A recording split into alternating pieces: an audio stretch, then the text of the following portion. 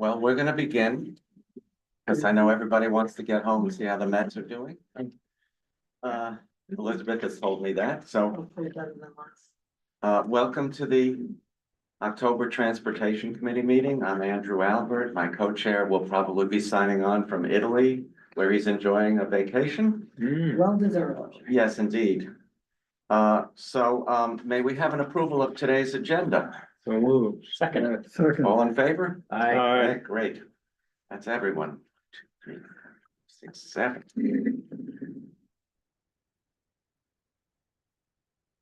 Okay, item number 1 is a request for a secondary street. Well, let me just announce that we were to have 3 possible secondary street naming requests today. The one in honor of Malachi McCord has been postponed. They're still getting their signatures and all of the pre-approval work that they need to do. So we will begin with Lyndie Callan in honor of Monnie Callan, if I'm pronouncing that correctly, I hope. You are. Okay, please, Lynn. Thank you. Can everybody hear me? On wherever I'm supposed to be streaming to? Okay. Thank you so much to Community Board 7 for this opportunity, and admiration and gratitude to Jessie Nieves for her help, and to my son also for his help on this presentation. My mother, Monnie Callan, didn't seek the spotlight, but she spent most of her 96 years devoted to the issues of justice and peace. And I have a slideshow, a PowerPoint rather. I'm going to try to share with Jessie's help.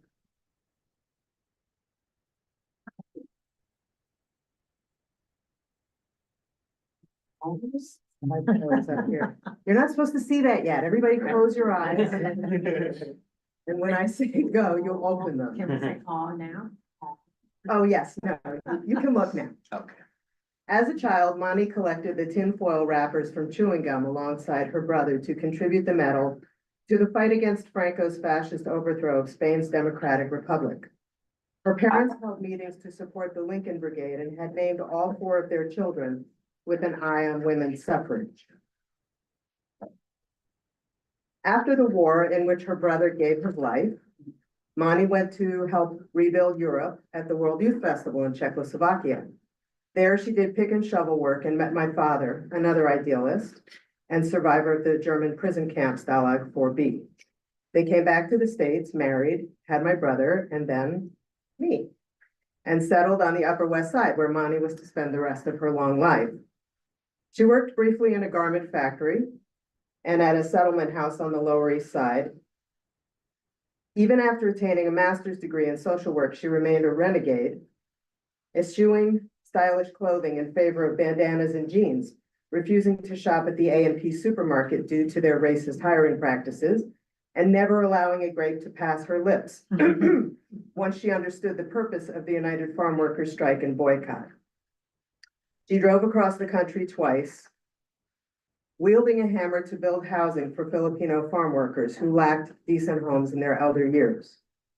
She worked as the Bronx coordinator for the visiting nurse service and at City College in their biomedical degree program, but eventually hit her stride on a medical team at Montefiore Hospital in the Bronx, treating AIDS patients. Monnie didn't worry for her own safety, realizing that the terrible isolation that patients endured would bring about their deaths even faster. This was before the transmission of GRID, as it was then called, was understood. She went into patients' rooms, held their hands, and hugged them. She formed a support group for patients and families, which the doctors on the team became interested in as well. Monnie's criticism of the Newsweek cover story on her team was that it was a misnomer. The AIDS doctor won against the plague was about an entire team of healthcare professionals, including nurses and a philosopher. Cooperation was a vital facet of saving patients' lives and making them comfortable.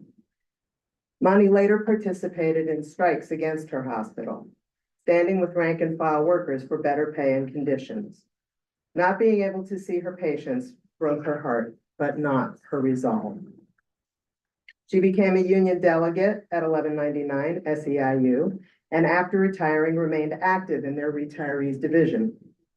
Monnie was part of a delegation that traveled to Washington, D.C. to meet with Michelle Obama, and went to Albany numerous times to speak with senators and congresspeople about Medicare and the plight of seniors in this country. She helped squatters who needed housing for their families. Operation Move-In was a revolutionary way of meeting that goal during urban renewal on the Upper West Side in the late 60s and early 70s. Residents at Tower West on 96th Street, where she lived for 49 years, fondly remember their neighbor from two rent strikes she worked on, one in the 1970s and another in 1981, which was written up in the New York Times. Fortunately, all of the strikes did not coincide, but it seemed as though there was always a strike, a rally, a picket line, or a march in our lives. From her support of the civil rights movement to Women's Strike for Peace, Monnie had a hand in every fight for equality she could get involved with. Monnie learned from everyone she worked with. She cherished the friends and collaborators from the alliances she joined, but many passed before she did. It was as though she conducted an orchestra, not from the podium at the front, but from somewhere in the middle, playing beside those she admired most. She was an integral part of the fabric of our nation's fight for equality for all people, for women, for our Black and brown brothers and sisters, for the workers who grow, pick, and put produce on our tables, for tenants who seek affordable housing, for seniors, and most of all, for peace on our planet. I hope the board will vote to co-name a street in her honor. Thank you. Thank you very much. Did any of your other folks want to speak, or just you? If they're welcome to. I mean, Lyndie. Please come up so the microphone gets you. Where do you want me to go? Anywhere here. So, Lyndie and I have known each other since babyhood, literally. So our families knew each other. We grew up in the same building on 93rd Street. And Can you tell us your name? Adrian Dornbush, sorry. And Monnie was just a force of nature, as you can see from the slideshow. And she was the most, dedicated, loving person that she was always wanting to help. And as you know, Lyndie, there's all these testimonies of people who knew her. Everyone who knew her, and especially people who worked with her or had any experience with her activism, were just like Monnie. She was an amazing, wonderful person. I'm gonna cry because I miss her, but sorry. So that's all. She definitely deserves to have the street named after her. That's all. Thank you very much. You're welcome. Thank you. Anybody else, or we will, yeah, please. Yeah, my name is Isaac Barton. I am Monnie Callan's grandson, and she was my grandma. And everything that she said is so accurate. She was so committed to so many causes, and all of them had the through line of justice and fighting for underrepresented people. And it was really her. She did so in every single action and every day. She was so committed to that. And as she mentioned, she wasn't one to seek the spotlight or try and lead really, but just, quietly put in the work. And one anecdote that I think is so funny now is that I was really perturbed as a kid because I would take the bus or, we'd like take a taxi occasionally together. And every time we were on public transit or we were in the cab, she was trying to talk to the drivers and organize them and ask it, what they were getting paid and if they were unionized.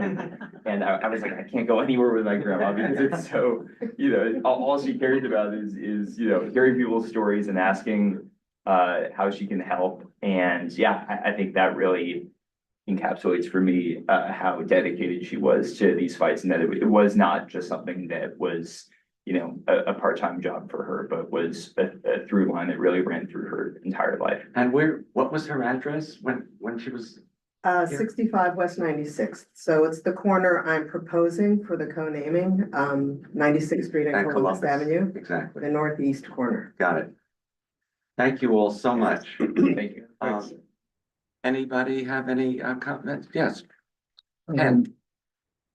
Well, I'm gonna make a comment about the street namings in general and this one in particular. I mean, she sounds like a wonderful person, my kind of person, actually.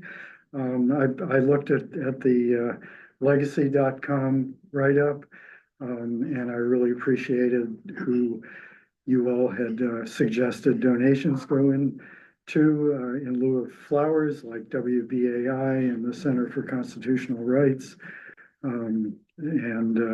So, you know, I think somebody like this should be memorialized in our community. I think it's wonderful. I just don't think that a street co-naming is the right way to do it. For one thing, it's starting to look like a land grab. You know, we've had 4 last month. We could have had 3 this month. We already have, I should have counted them. I think we have at least 30 or 40 already in the district. And I think that we're putting our street infrastructure, we're misusing our street infrastructure in this way to do this. It creates confusion for drivers, for pedestrians, for people out of town. It adds clutter to the streetscape. I think that our street infrastructure and street signs should be for one purpose, and that's to guide people where they're going. And to use it to say, well, it's going to do double duty to memorialize people we love and people we treasure and people we want to remember I think it's totally inappropriate. We should not be doing this. We should find other ways, plaques on buildings, website, a city website that memorializes people and gives actual detailed write-ups of why they should be remembered.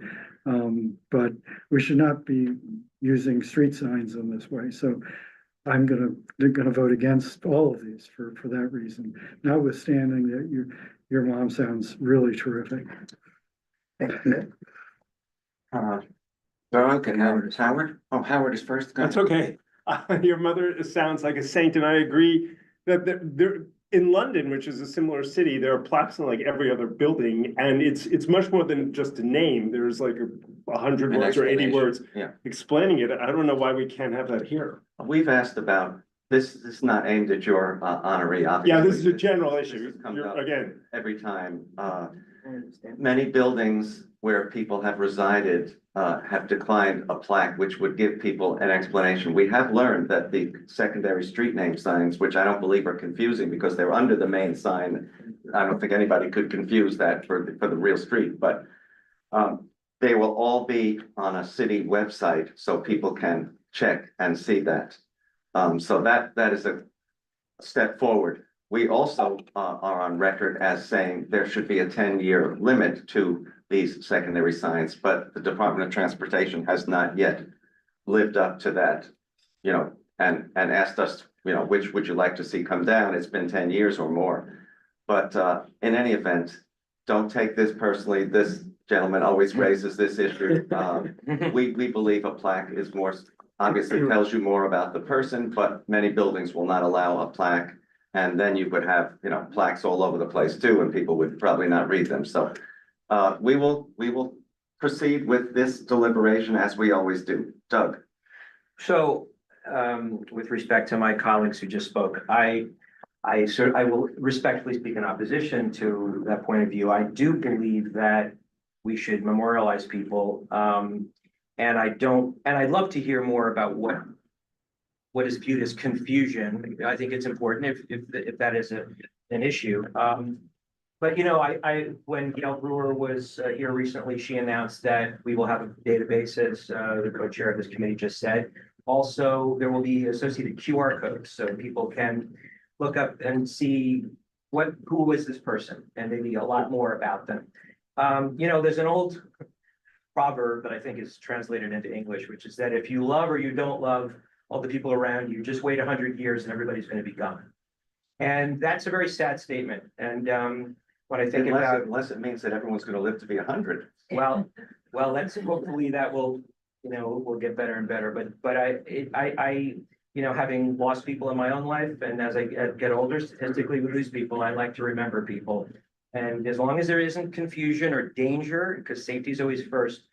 I've been on the record to say, I wouldn't mind if every single street in the 5 boroughs and all of our grids had a co-naming, as long as it wasn't dangerous. So I don't think it takes up a lot of real estate. It's a little thin, thing in terms of its cubic square footage. So anyway, I support this, and your mom sounds terrific.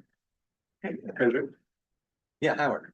Can we, I guess I could propose a resolution calling on the city to adopt legislation that would require landlords to be willing to have a plaque placed on their building if they didn't have to pay for it. I think that would be much better. And I know there's QR codes and you can look it up on the web.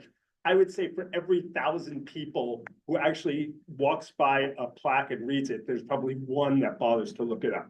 So having it all the information actually there, I think is a giant positive. But if DOT does what they say they're gonna do and does put the QR code up, you could just lift your phone up and bingo, You you'll learn could, about the But person. I think it's a lot different if the words are actually there. If there's 50 words there, you're gonna read them. If you could take out your phone and do the QR code, which by the way, took me 5 minutes just now. I think that's because it's laminated. You Oh, use the whatever. laminated one. Anyway, so I'm proposing this resolution, calling on the city council to adopt legislation to require landlords to put these commemorative plaques on their buildings. That They sounds have like the a right to do new that. business item. Oh, no. don't you think? Yeah, Okay, can you put it on the agenda for next month? Absolutely. Okay, And we'll make sure that it's, you yeah, know, advertised so people know. Great. Yeah. Ken, can I address Doug's confusion question?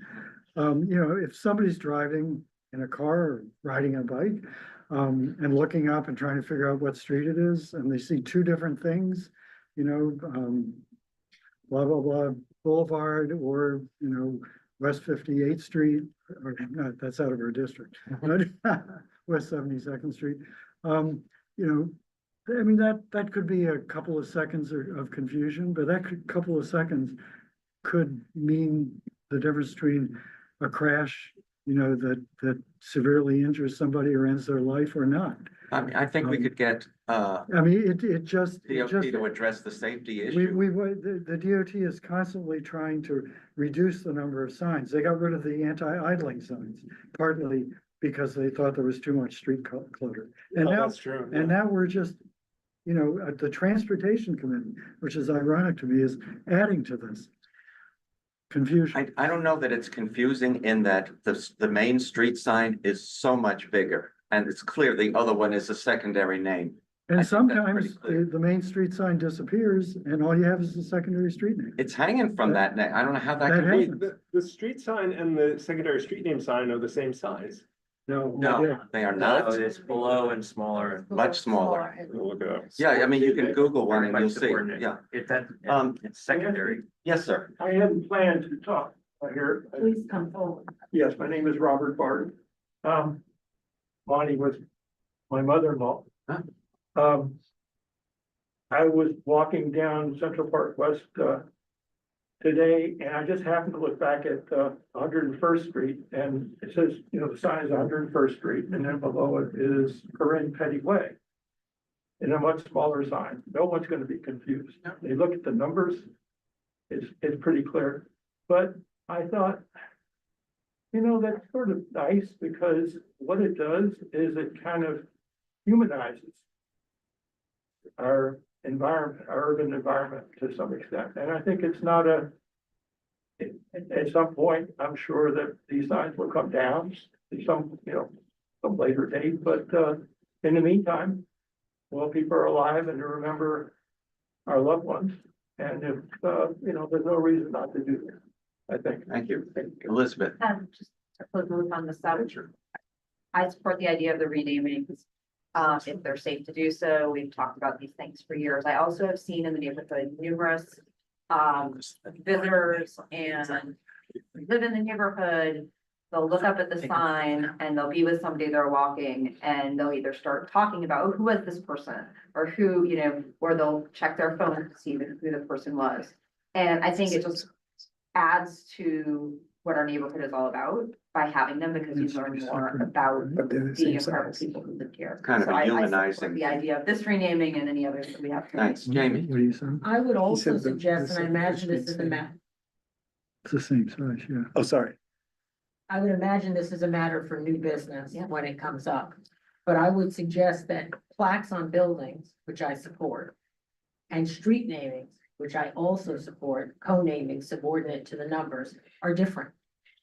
They're just different. They're two different things. A building can be torn down. The street signs can also come down, but they're different things in character. Oh, that's why I support the plaques, because I think they're better. All right, well, we can discuss that at the new business, Yeah. but I Yeah. would suggest they are different, and I agree with Elizabeth that it adds to the humanity of the humanizing of our streetscape. It's not the Soviet Union where everything's a number on a building. I grew up in building three down on Montgomery Slip. The street had a name, the building didn't, and the building always felt very cold and impersonal. They should give it a name. Oh, Andrew. I would just, I'm sorry I'm late and I apologize if this came up, but I know we'll talk about it more in new business. And I always hate bringing this up because I know people come here for the secondary street namings and it's very personal. And there's so many amazing people, but I just strongly felt that streets are streets. There are so many amazing people that have lived on all of these different streets, and to name it after one person seems to me problematic. Also, I'm sure all of the people this evening are wonderful, amazing people, but we always find out that people have different histories and it comes out and that's reflected on the streets, which are directions of where we're supposed to go.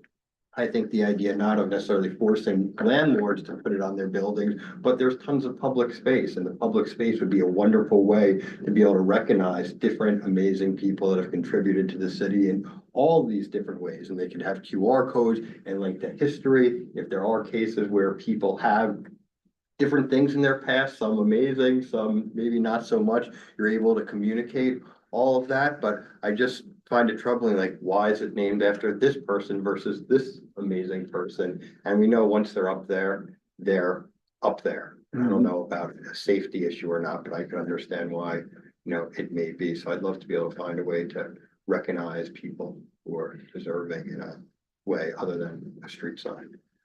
Yes. I hope you all had an opportunity also to review the letters of support.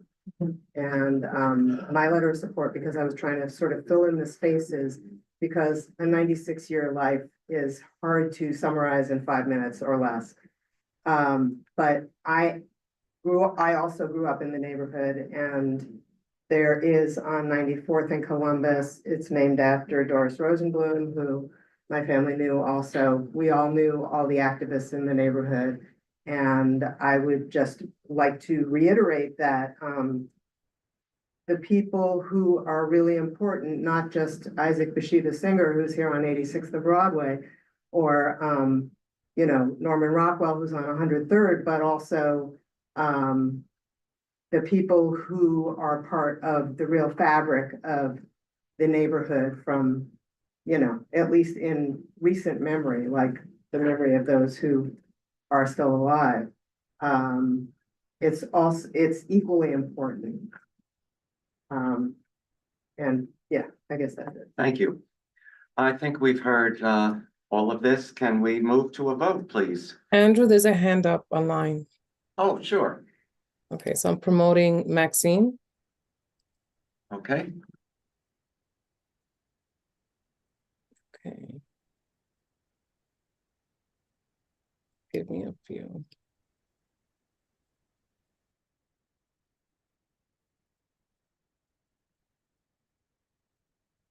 Maxine, you've been promoted.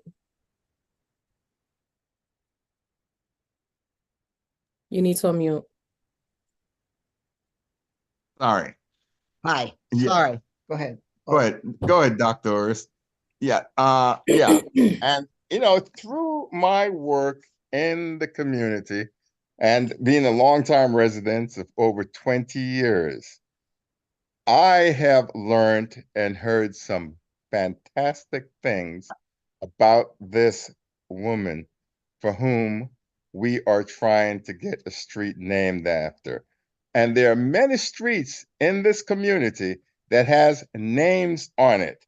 You know, I passed one the other day, Wiesel Street. There's a street at, I think 73rd in Amsterdam that has a name on it. You know, Corrine Petty at 101st Street that I looked at. I don't get these confused with 101st Street, but I do get maybe confused the fact that 110th Street is now Cathedral Parkway, but I can resolve that. And to honor a woman whose lifetime was dedicated to community work, to broadening a community, to healing and bringing people together is something that I think we need to honor. I've known her now for maybe 20 years or more. My wife has known her since she was a child, and my wife is a doctor of 70+ years in this neighborhood. And she has looked up to this woman as a mentor, as a colleague in the medical field. And we need, I think, to begin to recognize the ordinary people that lived in our community.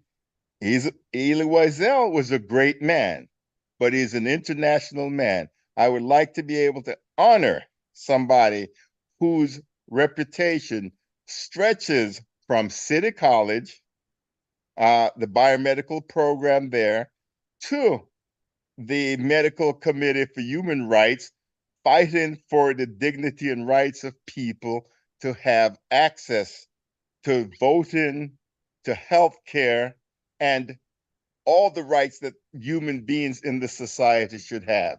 And name a street after her, please. It doesn't detract. I think it adds to our community. Thank you. Any others, Jessie? No. Okay, I think we're ready to move to a vote. I will move to approve this resolution in honor of Monnie Callan.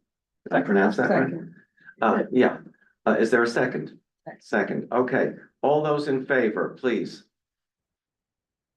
2, 3, 5, 6, 7. Thank you. Opposed? Seeing none. Abstaining. 7, 0, 2, 0. Okay, that has been approved by committee. It will go to full board in the beginning. Well, actually, it's a little later because of election day. It's a week later than it normally would have been in November, but it will move to the full board then. And thank you so much for bringing this amazing woman to our attention. Thank you so much. Thank you very much. Let's move to, I just want to say, I conditioned my positive vote on bringing up the issue of plaques at our next meeting. absolutely. Okay. and dentists But will we appreciate discussed- that too. We discussed a little bit in new business. We can, Yeah, yes, we can, absolutely. Maria, is Maria Barreto here? Yes. Oh, please, let's hear about Lawrence Harlow Kahn. Everyone. Good evening. Here, you want to sit in? Great, thank you so much. Thank you, first of all, for allowing us here. I'm here to speak about an amazing human being, a man who was a husband, a father, a grandfather. He was in his art form, a master pianist, a composer, a musician, a director, someone who inspired many people and mentored many people through music. Known on an international level. He lived in this community for half a century, 50 years. And unfortunately, he passed away a few years ago. But I know him in many different levels as a fan of music, and music is like food and sports. It brings people together. He was an international artist that traveled around the world, brought many people together, a very diverse group of musicians that traveled with him globally. And many people say, you know, what's so important about music? Well, music is like food.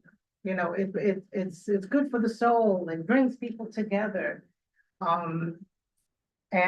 He was also known as, although his born name is Lawrence Harlow Kahn, he was known as Larry Harlow, El Judío Maravilloso, which he was Jewish descent, and he was a pioneer, a person who had a vision and made it happen.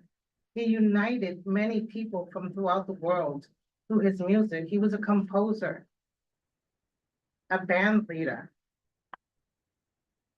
very influential in different levels.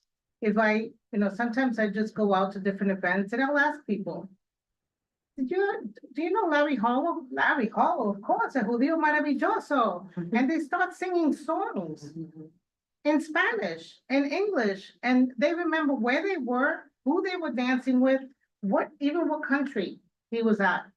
That's a big influence. He was a constituent of this community, and as I said, a pianist, performer, composer, band leader, producer, and he was very unique. He was an honest human being. You know, at a time where so many things have happened here in New York City and around the world, music still brings people together. You know, I walk through Lincoln Center, you go to a concert outside, and everyone is there from all age groups. You go to a parade, you see different levels of the grandparents, the parents, the children, and that's what we want, or see the importance of doing a street naming in his name, because for future generations, it's an education, it's a cultural experience, it's important for him, it's important for the family and his fans from all over the world to have a place to come to.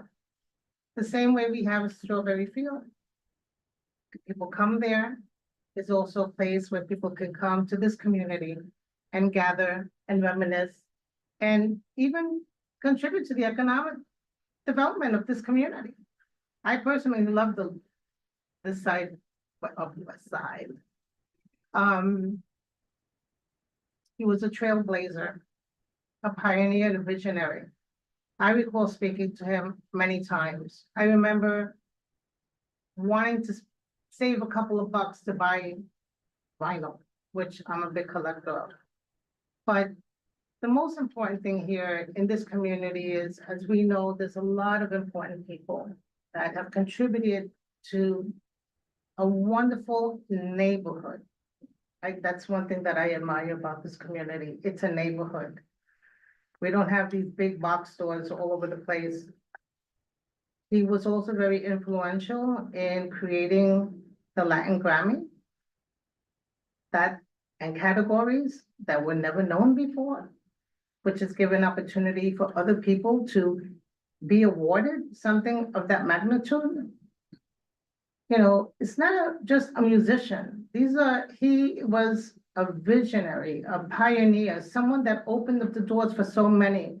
Many of the young people that he took under his wing have become very influential on many levels of the music world. And they feel proud that he was their mentor, their teacher. He showed them discipline. He showed them to be professional, to show up on time. He demonstrated extraordinary accomplishments. And that was through his music, his writings. He was also invited many times to teach at prestigious schools, as we know, Harvard for one of them, Yale, and a few other institutions. He produced almost 300 albums for Fania.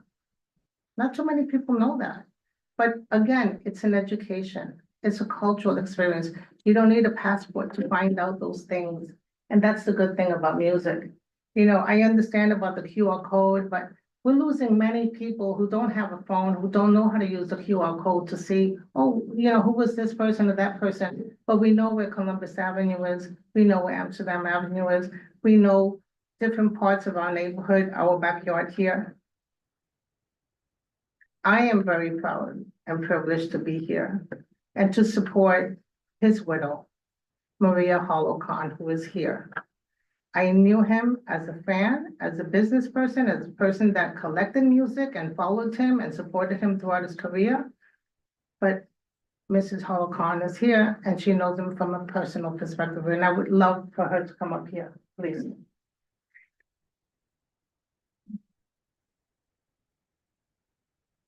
Good evening, everybody. Hello. Hello. Okay.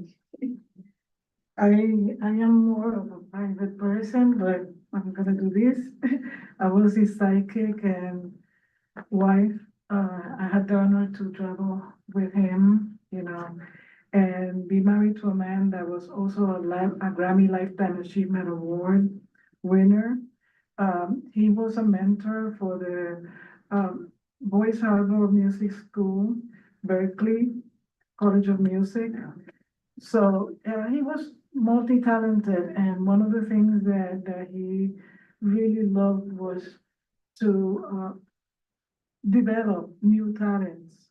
He was one of the forefathers of the salsa music genre. He was one of the first ones, and imagine a Jewish boy from Brooklyn among Latinos, you know, teaching and helping them expand the genre. Also, he wrote the first Latin music opera, Name of Me, that was a big hit. It opened on Carnegie Hall. And I think that he earned, he was also the unofficial mayor of West 86th Street. We will have, yes, everybody loved him. We will have walks, we will go on for lunch, and every doorman, everybody, a business owner, knew him and always asked him, you know, where you gonna be playing? And most of it, he was a very passionate person, and I think that he earned his place in the community. Even today, 3 years later after his passing, people remember him with love, and I think if you guys allow him to be remembered by his fans, it's gonna be wonderful for all the fans that still come to New York to listen to his music and continue to develop this beautiful genre of music. That's, he used to say that he was international. He was a New Yorker with a Jewish body, but an international heart. He was Latino. He played jazz also. He did a record on, what's the name? I forgot the name of the place. It's a very famous jazz place here in New York. Birdland or the Birdland, which is a legendary, a beautiful live recording also that got awarded. So I've heard his music. yes, and every, you know, he's part of this community, and I think that I would be very grateful if we don't forget him and we honor him that way. What was he lived between Columbus and Amsterdam? Yes, sir. Okay, so that's why it's So I was southwest just corner. asking for a little, you know, that little blood, because that was his domain, you know. Every day we would take a walk, and he lived there, he lived on 107, 15 years, and then moved across the street to 114. And live another 35 years, so, you know, he loved the neighborhood. And although he traveled around the world, this was his home. Yes. This is where he loved coming home to. Yes. And that is even, you know, like the icing on the cake, that no matter where you go, this was his home. So you're saying he moved across, man? Please. Yeah, but across the street. Across the street. Yes, because he would not, yeah, because You like that block? he loved it. On the same block. In the Yeah. same block, which, Yeah. okay, he's funny. Kind of He was- Andrew, we have Malcolm online. And to speak. Southwest corner. We have who? Malcolm. Malcolm. Okay, sure. There we are. Hi, can you guys hear me? We can. Yes. Yay. I'm really just attending to support this petition. I think something to stress for those of you who are not salsa fans is Larry is actually one of the people who helped develop the New York sound in the 60s and 70s. So if you bop around the house listening to salsa and it's the sound where the horns are way out front, that's Larry. He's the guy who invented it. He's a composer and a pianist. And so if New York, I mean, I'm in the theater. So for me, New York is, the cultural center of the universe. Essentially, Larry is one of the, I'm absolutely serious. Larry is in his universe a superstar. And Maria earlier mentioned Homie as an opera that was composed many decades ago. When they revived it about 10, 12 years ago for a concert at Lincoln Center, the place was packed. And Larry would routinely sell out, 15,000 seats in Puerto Rico whenever he would go down there. Historically, he sold out Yankee Stadium, although not, in the 70s or the 80s, if I remember correctly. I mean, Larry is really, really strong. He was really, really talented. He's really, really respected. And once again, if New York is the cultural center of the universe, Larry was an Upper West Sider. I mean, we should really commemorate somebody who was that strong and gifted and a member of the community. I also have to just, as a person, I just have to personally say, I mean, he was my neighbor for 30 years. So I knew him and he was just a great ambassador for the neighborhood and for the New York cultural scene. And he was fabulous at pulling along younger talents. And he was always had time for the next generation. And he would, I mean, it's the last time I actually attended one of his concerts, I believe, was at the Brooklyn Band Shell.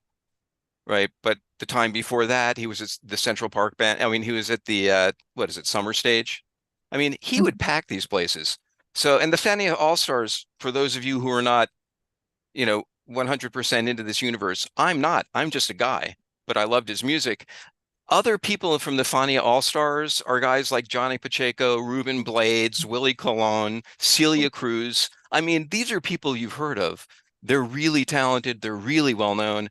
And once again, as a cultural talisman, having a place in the Upper West Side that he was so rooted in, commemorate him is, I think, a really, really strong thing to do. Anyway, I'm open to questions, but that's all I had to say. Thank you. You said a lot. Thank you very much. Thank you. Any committee members have something to say? Yeah, Carey and then Doug. I want to thank you both for coming here, and it sounds like he's an extraordinary person, and it doesn't sound like there's any doubt that you've established that he's made a compelling contribution to the community and to the world of music as a whole. I did want to ask about the signatures on the petition. It seemed like they were from a wide variety of places. Do you have an understanding as to how many signatures there were from within the community, within the 2-block radius of 86th Street? The great majority were from the neighborhood, and then there was family, friends, and fans. Okay. Do you know what the number is of the people who signed that were within the I neighborhood don't though? recall the exact number, Okay. but I'm sure that we complied as best as we could. We've done this with heart and soul. And we're just very grateful for the opportunity to come here and be present and to honor him, Understood. Thank you. And I was just gonna say the obituary in the Times implied that if not for him, we wouldn't know about Ruben Blades. That's right. Who has a big name. Yes, that's correct. Yeah, so, but also just following up on what Andrew said, which I totally agree with, there are so many deserving people. This is the Upper West Side. On that very block, I know of a well-known writer who is still with us, but he's getting on. And, that's just one person out of thousands and thousands who are deserving. Some we've heard of and some we haven't. I just also wanted to mention, I'm an advocate for music, in the music business. For the musicians, I learned a lot from Larry Harlow, as well as other legends that I've had the privilege to get to know, see their style. You walked into a place, you knew who was playing because of the sound. I myself continue to also teach the next generation to write your own songs, protect your own music, and so on, which is part of this process. It's a cultural and educational platform in a way, because we may not be here another 50 years, but the next couple of generations is important for them to know who was here, who contributed to their backyard and on an international level. To that point, have you approached the landlord of his building with the possibility of putting a plaque on the building? Well, we have not, but we will. And the landlord, yeah, I mean, we haven't thought about that, but that would be very good considering that he's. That would tell everybody a lot more about him. Yes, yes. Famous musician, famous composer lived here, Right, exactly. And also, Miss Kahn, as we said, his birth name was Lawrence Kahn, but artistically, as an artist, he was known as Larry Harlow, el judío maravilloso. Yeah. And we would like for that street naming to be in that form. For all of you to honor them. Lawrence Harlow Kahn. No, Larry Harlow. It would be, our dream is Larry Harlow's way, because. Right, so that's how you would want it to read. Yes. Larry Harlow. Yes. Because he was also a great company. Larry Harlow's way, Yeah, or Larry Harlow. No, it would be Kahn Larry way. Harlow way. yeah. Let's make sure that it's Yeah, exactly the way you want it. We don't put apostrophe S on these things. Okay, got it. Yes, Carey Carey. wants to follow up. I did want to ask, did the co-chairs check the signatures and to their satisfaction determine that they satisfied the criteria? And it's okay if they haven't, I just want to see if it was done. We look at them, but I don't know if it was done to the tune that you're suggesting. Okay, We looked to see that the numbers were there. We didn't check everybody's addresses, however. okay. I'd respectfully, just for this meeting, make a motion to table this particular application, just because in looking at the petition, from the face of it, most of them are not from within Community Board 7. It appears it's about 2 or 3 dozen. We could check that out and then we could reconvene before the next full board and they won't lose a month in that respect. Sure. But I don't know that we're going to be in a position to otherwise vote because I don't think at the moment the petition has satisfied the criteria that we have to approve or. We can double check that for sure. May I ask, which criteria do you suggest that it hasn't met? Is it? So we have a numerical cutoff, 100 or 150 signatures within a 2-block radius. And I think there are about 30 or 40 that I'm seeing on the petition. Most of them are from other parts of the city or from New Jersey or other areas. So I think that's the type of thing that can, it sounds like, absolutely be corrected. I just want to make sure that if we're going to be taking a vote on it, we actually do have signatures from people in the neighborhood confirming that support before, because otherwise we're not in a position to take the vote. I will say, just as an observation that I mean, we do want people to notify the neighborhood, and I saw that you were posted. I don't think I've ever seen anyone post more. Because it was actually a very, very wide, net that you cast. Not a criticism, And also just an because he observation. was an artist, global, international, we specifically showed on top of the signatures that it would be from family, friends, neighbors, and fans. Right, but that we do reason. have criteria No, that suggest local We understand. signatures are required too. Yes, So Jami. may I suggest that, Yes. based on the fact that they provide, new petitions that meet the criteria, they have about 3 weeks to collect that. And as dedicated as they were with posting the notices, I'm pretty sure that they'll get those signatures in 3 weeks. Yeah, and then we can, of course, vote before full board, or at, you know, we can convene before full board and see if we've got the significant signatures that we need, and then we can pass this and it'll go to full board. You won't have lost a month. Theoretically, if I may, we could conditionally approve this pending receiving, and if it's not met, then We could do that as well. that's if the committee feels. I'm fine with that. You fine with I'm that? fine with that. All right, so let's Motion's been let's modified. conditionally approve, move to approve this pending receipt of, When will we receive the signature? I mean, what's the deadline for receiving the signature? we're meeting on, full board is So. November Yes, 12th. the 12th, because election day is the second, Okay, is the and 5th, so. this group will not convene in person to do that, right? Before the full board meeting to vote just. So, yeah, we could convene in person, But I absolutely. don't think there's a need. All Yeah. we need is your assurance that they met Yeah. the criteria. We can certainly do that too. And then if we have the vote, then if they don't, do we then have to vote it down at full board, or do you just? We pull it just, and not we just vote pull it? it and Okay. not present it at that time. Yeah, because the reso says, yeah. Yeah, we wouldn't do that in public, we would just pull it, yeah. So you understand what we're gonna do then? I'm trying to understand. Andrew, I'll follow up with them. I'll follow up with them. I'll take care of it. Don't worry. Jesse, go ahead. I'll follow up with them. I'll guide them. Don't worry. I got it. Terrific. But maybe just explain it, Yeah. just so. We're going to vote to conditionally approve this pending receiving those neighborhood signatures. Okay. And I'm sure you won't have any trouble getting those, No problem. especially from his own building even, Before Thank November you. 12th. Yes, before November 12th. okay, Perfect. excellent. so much. And then the full board would vote on that final resolution on November 12th. Okay, Okay, so may we have a vote on the conditional approval of Larry Harlow Way? 1, 2, 3, 4, 5. 5 in approval, those opposed? Those abstaining? 3, 0.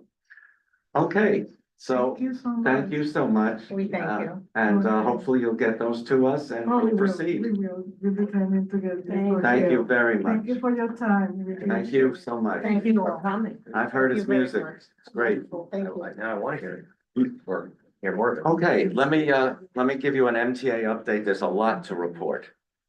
Not all of it good, but a lot of it good. Of course, everybody is aware of what has happened with the so-called pause in congestion pricing. We have lost at least $15 billion in funding, and that means 23 stations were not made accessible. The A and C lines along Fulton Street in Brooklyn and the B, D, F, and M lines along 6th Avenue in Manhattan will not get CBTC signaling, which is a real loss on the F line because most of Queens Boulevard and most of the Culver line, which the F transverses, have been done now, but the middle of the line, 6th Avenue, won't have been done. So you can't put in CBTC if the whole line is not done, which is just ridiculous. Also, some resiliency work on Metro North's Hudson line will not have been done. Hopefully, we don't get another storm like Superstorm Sandy or any of those. Looks like what Florida is getting is just horrific, 2 in a row. And unfortunately, the next phase of the 2nd Avenue subway is on hold, going up to 125th Street due to the pause, not to mention clean air is on pause, obviously. Congestion is building. It's worse than it's been in a long time, and you don't have to hear that from me.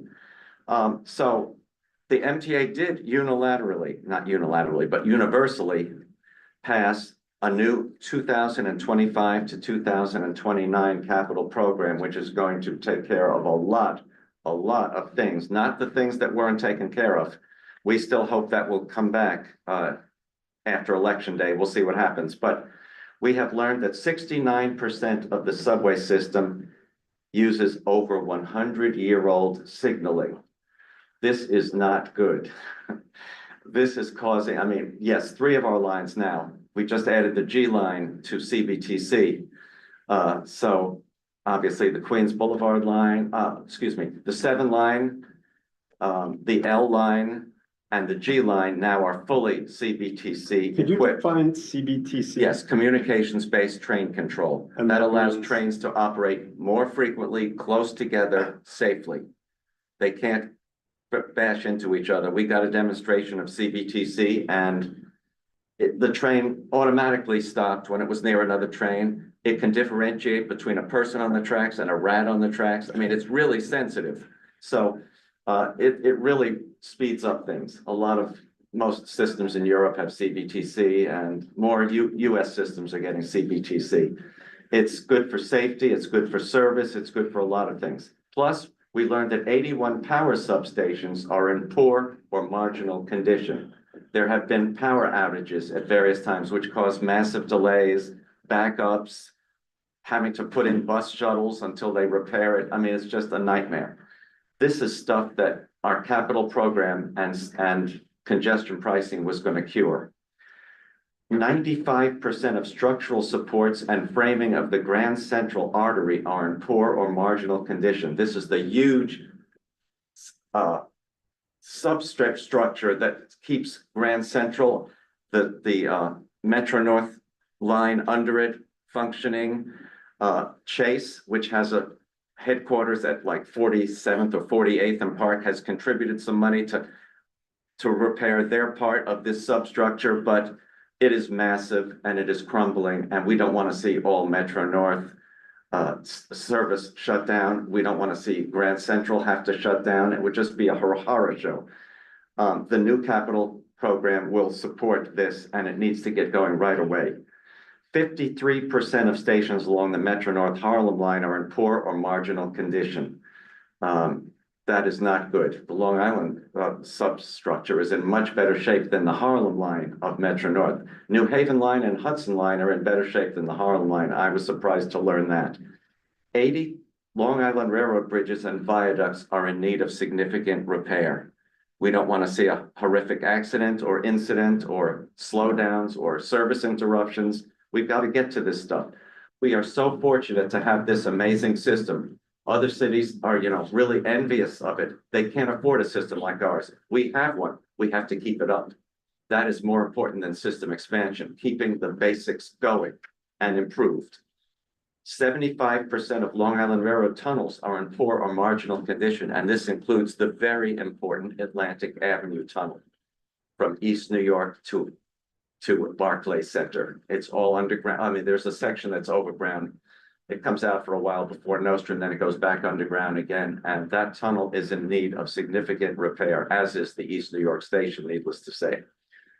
The MTA, it is estimated by JP Morgan Chase, who's an expert in this area, must invest $23 billion per year to maintain its $3.5 trillion asset. Yes, the MTA is a $3.5 trillion asset. You have to keep something like that up. You can't let it go. Run through those 2 numbers again, invest how much per year? 2.3 billion a year at a minimum to maintain a You said 23 million. 23 billion, I'm sorry. Yeah. Yeah, everything is. 23 billion to maintain a $3.5 trillion asset. That's JP Morgan Chase's estimate. Andrew, because congestion pricing is on hold, are we losing federal funds that would to match some of We're the 15 losing billion? federal funds on the Second Avenue subway piece. Yes. Can you, do you know how much we're losing? I don't know. I'm sure it's in the billions. It's in the billions, but as soon as it starts again, we will get it. Oh, okay, so Yes. it's We not like haven't it's lost it. lost. No. Okay, good. No. Okay. Ask a question? Let me just say one more thing. The capital program is an economic driver for every part of New York State. I know that the governor thought she would get suburban or upstate and island votes in Congress if she paused this thing, and it didn't look like we were doing this to the suburbs or upstate. Well, as it turns out, upstate was going to get a lot of capital program. Their contractors are located upstate. Those communities are not happy right now. They've lost a lot of work. Hopefully, They get it back when this starts again. But every part of state, the island, the city, and upstate. And Westchester, which is the home of the big major car manufacturer, Kawasaki, they have a big plant in Yonkers. They would have benefited from this. Also, on the electric bus purchase, because we now didn't do it, we're gonna get, a lot of cities are purchasing these electric buses. The MTA could actually get moved to the end of the line. And we will have to wait for everyone else's orders to get filled before ours can now go in, once we get back on track. And we have our orders are, this new capital program is going to be for 1,500 subway cars. We have R40s, we still have R46s, which are way beyond, but we have R62, R62As. They are really old. They need to be replaced. 500 commuter rail cars. I don't know if you've ridden any M3s. There's still M3s running on both Metro North and the Long Island Railroad. But even the M7s, if you ride on the part that faces south, all that glass is crystallized. You can't look out those windows. We need, that's part of the joy of train running. Plus, it's good to see if you can see what station you're at. We really need new cars, and not to mention the reliability. The new plan will bring CBTC to the N, Q, R, and W lines between Astoria, all the way to Ditmars Boulevard, and all the way down through Manhattan, over the bridge, through the tunnel to DeKalb Avenue. That's a good section of new CBTC. J and Z along Nassau Street will get CBTC under the new capital plan. And the Rockaway and Liberty Avenue lines between Euclid and Lefferts and Euclid and Far Rockaway and all the way to Rockaway Park will get CBTC. That's great. Of course, as I told you earlier, Fulton Street, where the A&C runs, does not have CBTC. So it's great that the outer ends of the lines will get it, but you need it on the whole line. 8th Avenue is getting CBTC right now, but the middle of again, like 6th Avenue, doesn't have it. So can I just ask a question about that? Sure. So because you need the whole entire line to have it to get the benefit, right? Because you can't run like a train every 2 minutes and then all of a sudden Then it's going from 4 or 5 minutes. Yeah. Okay. And somebody asked that question at one of the board meetings once, and yes, you could run a train to a certain point and cut them off there and make people change trains and wait for nobody wants that. I raised that issue, and I mean, I said, you're gonna make people chip switch? No, that's not gonna work. Yes. Okay. Well, there's just two questions. One, I mean, it's similar to the Acela where the high speed is only in a certain section of it and it has to slow down. But, Saddle service is Boston and Washington. right, but there's a very limited area that it can go, at And high speed Well, is sure. hardly the high speed by international standards. Exactly. Right. But the question I had is just out of curiosity, is there a requirement for a lot of these capital improvements to use New York State employees? Or New York State contractors to keep the They business try there? to do that. They always try to do that. And that's why Kawasaki opened a plant. I mean, they have a big one in Omaha, but Yonkers is where a lot of our subway cars are being retrofitted and built and everything. So we want New York State. Sure. I just wasn't sure if it was a requirement and also if it was, They is there a way, definitely pick New York State over anywhere else. is there a way to project how many jobs this is I can not created or lost if you? Well, yeah, I can get that, Doug. That number is still being played with, but there's also 2 shops that are way past their useful life. The Livonia shop in East New York, where the R62 and R62As are worked on, and the 240th Street shop, which is just shy of the 242nd Street end of the number 1 line. They are repairing these old subway cars. These shops are so outdated, they are so low that you cannot even work on air conditioning that is in the roofs of the new cars. They will not accommodate them. So these shops have to be rebuilt. They can't fit modern cars with air conditioning, which are high up above in these shops. So they are scheduled to be rebuilt.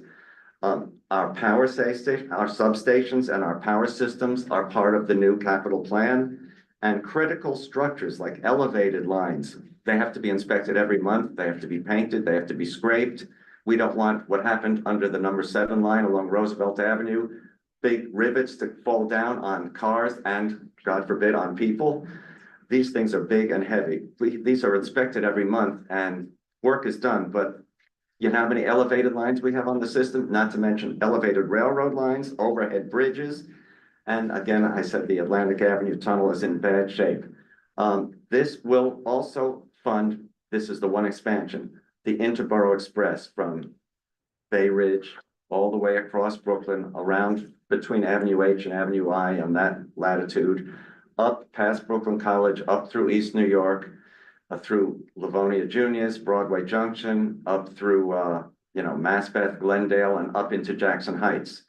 Hopefully, eventually, with an extension to LaGuardia Airport if possible, but certainly with a shuttle bus from the terminus, which already has shuttle buses, actually has a free bus from Jackson Heights to LaGuardia Airport. That is the one expansion plan in this. Everything else is state of good repair. The environment in the stations needs massive improvement. There are signs and columns that are in danger, platform edges that must be secured, security cameras, communications rooms are outdated and falling apart. The installation of Omni vending machines, which will be everywhere, we hope. We can't keep supporting MetroCard. It's ridiculous. They wear out. You have to pay people to clean the turnstiles. The electronic stripe has a fixed shelf life. After a while, it's gone. Tapping is quicker, especially on buses. There's escalators that have to be repaired. This is going to supply more accessible stations. There are 60 scheduled for this new capital program and 6 new accessible railroad stations, including Belrose, Douglaston, Cold Spring Harbor, Ludlow, and Wakefield. So several of those are within city limits, which is great. There will supply new fare gates. I got a preview. I went to Philly to visit what the kind of fare gates we're getting. They have them at the 69th Street stop on the Market Street line. They are pretty impressive. We saw fare gates like this at the end of the Blue Ribbon panel on fare evasion, which gave their presentation in Grand Central. We all tried to beat these and we couldn't beat them. 2 people couldn't go through when 1 person was entering. They can accommodate wheelchairs, people with luggage and everything. I watched in Philadelphia. I spoke to the booth agent there. He said it's reduced by about 85% fare evasion. I watched it for an hour. Nobody tried to beat it, which I thought was pretty impressive. What are they look like? I have a picture I can show you. I can send it to everybody. They're glass, they're wide, they open and shut rapidly. So they open this way, not this way? Yes, exactly. They open. Help us collect a lot of the money to Yeah. pay for all this other stuff. Well, that's the thing. We are losing between $700 and $800 million a year on fare evasion. Which would be. I asked SEPTA's people, how much does each fare collection area cost? And it's about $1 million. So we have 792 stations, more if you count Staten Island Railway. And then you've got a lot of several stations have multiple entrances. So let's say we have 1,200, 1,300. It'll pay for itself. So without, sorry. No, No, I was just gonna say, so without debating congestion pricing, I mean, I think from the beginning, at least in my opinion, I think others, it was controversial and was problematic from the start. It seems now, I don't know where this is all gonna end up. What do you mean by problematic? That it was just gonna be He said without controversial and debating. people were gonna hate it, it was gonna be politicized and whether it was That's been law. the case wherever it's been tried. Well, no, I understand. Stockholm. No, that's what I'm saying, but I mean, I'm just It thinking. starts it off was hated, and then when people see the benefits and the And- improvements And and. what change, what social change is not controversial? I Not agree. Show me without something. debating congestion. Yeah, That's well, so what I you're guess, so, putting, yeah, so just, so I'm saying, like, so anyways, the point being, whatever opinion or however it's added up, the fact is that there was something that was a powerful enough force to stop it from happening. Yeah, the House of And- Representatives, And And who it- knows, but I know, but and who it knows? backfired. But so for me, it doesn't matter how I don't know if it backfired, there's a Bill, lot of you people know that are why, very you know how it happy. Okay, backfired? excuse me, Yeah. one person has the floor, if you So that's want to what- okay. recognize, you wait for the So my- chair to yeah. recognize you, Okay. then. So my point is people can argue it all different ways, but the reality is, right, we are where we are. There's no congestion pricing. Who knows what the governor is gonna end up do? Who knows what's gonna happen with the lawsuits? Who knows what could happen politically? Yeah. the Meanwhile, we're lawsuits, sitting. The control of Brad Lander's lawsuits have been allowed to proceed. So whatever ends, something's gonna end up happening. We could end up getting it, as. I'm almost done, by the way. Okay, oh, sorry, okay, oh, sorry, maybe I'm jumping in. Yeah, I'm almost done. Yeah. Well, I'll say if the election in November goes the wrong, well, it goes a certain way, it's dead. Yeah, Yeah, we know so that. I'll get to, yeah, Yeah, we that's know right. that. Can I'm I sorry. just ask a question about the fare gates? Yeah. Just specific question. Yeah. Can you easily get a bicycle in through? Easily, Okay, like easily. they don't close too fast to get a bike in? It senses that somebody's there. Okay, okay. The new plan will also really improve resiliency. It'll reduce flooding in subways, which has become a big issue. I noticed that they're raising the steps as you enter. The Broadway line already has that in many places. They're covering grates and allowing water to. There's a lot of resiliency. Needless to say, the Hudson line has had many landslides. Things come down the hill. The river has risen. It's gotta be fixed. And now here's a couple of things. The last things I want to mention. There are two choke points that this new plan is going to fix. One is DeKalb Avenue with the B, the R, the N, and the Q. And at some hours of the day, the D all go through. They cross each other. Some are getting to the local tracks, other going to the express tracks. Some are going down the 4th Avenue line. Some are going down the Brighton line. It's become a real choke point. So they're going to fix DeKalb Avenue.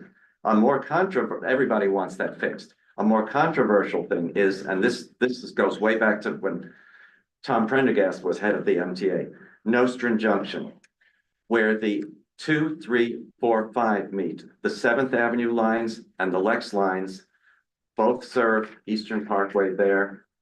Both lines, both trunk lines, you have the 2 and the 5 going down to Flatbush and Nostrand to Brooklyn College, and the 3 and the 4 continuing to Utica Avenue and New Lots Avenue. What this fix is going to do is going to separate them. So you won't have the choice that you had before. You'll be able to transfer across platform at either Franklin Avenue or Nevin Street from the Lex to the 7th Avenue lines. But in order to fix this junction point, this choke point where trains have to wait as the other one crosses the track, you will lose the direct connection. So Flatbush and Nostrand line will likely get the 4 and the 5, and the Utica Avenue and the New Lots line will get the 2 and the 3. I think it's a small price to pay for fixing this choke point, which delays people. It has been controversial, but that's the last thing I want to speak about, all of the things that this new capital plan will fix. What happens if, I mean, this is passed now. It's gone to the Capital Program Review Board, which will bring this to the state legislature. The legislature doesn't reconvene until the new year, but this has to get worked on. And as I like to say, and I've said many times, nothing gets cheaper the longer you wait. The more this gets delayed, the more costly these things are going to cost, and the harder it will be to do them all, and everything will end up costing more. And we do not want another summer of hell like we had when everything was going wrong, with our power plants failing, our cars breaking down, water invading the system, God forbid the Grand Central Artery shed breaks down and crashes, or elevated lines become undone. We are so fortunate to have this system. We've got to take care of it. And it can't be politics. It has to be something that it benefits the state. This is the economic engine of the city, which is the economic engine of the state, which is the economic engine of the nation. You don't have to be a brain trust to see how important it is to maintain this. And I will end there. Yes, Ken. I think Howard had, you didn't have. No, my hand was up. Okay, well, just in terms of the politics, first of all, if we didn't do things because they were controversial, we'd still be living in caves, okay? So, but the reason I said it backfired is that apparently the Republican candidates have been taking credit for Hochul's pause. And so they're reaping the political benefits of this. So let's see, I hope that doesn't work. Yeah. Meanwhile, hundreds of contractors don't have the work that they would have been doing right now. Yeah. Those communities are not reaping the benefits of having more people employed and doing important work and getting tax dollars. So while the Republicans take credit and there's some Democrats, whatever the politics of it, that's my point is, I don't even care. But there's 4 things, right?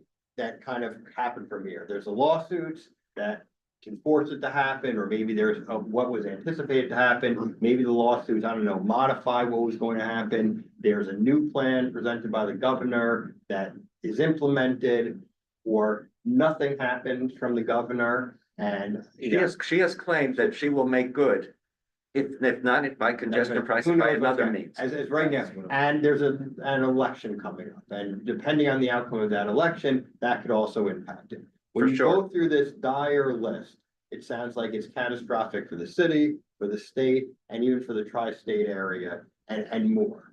And So more. is there any other plan to fund the basic transportation system of the city of New York and the tri-state area, other than charging people $15 to go into a small geographic area? We have a 240-something billion-dollar state budget. We have a $110 billion budget in the city of New York that goes up every single year. It just seems to me that it's so bad, such a long list. Like, is there another plan? What are people doing? Like, other than There are ways to make the proposal for congestion pricing more palatable to people without losing money. You can give credits to bridge and tunnel tolls a little greater than they're planning to give. You can exempt yellow cabs who have gotten a real tough break with the for hire services, Uber and Lyft. I think those have been really severely hurt. You can do various little things. You can tweak it. But You every can- little thing you do increases what you have to charge the remaining people, because it was $1 billion a year. So Yes. every break you give someone, you have to charge someone Unless else you more make money. up for it with a different kind of state funding.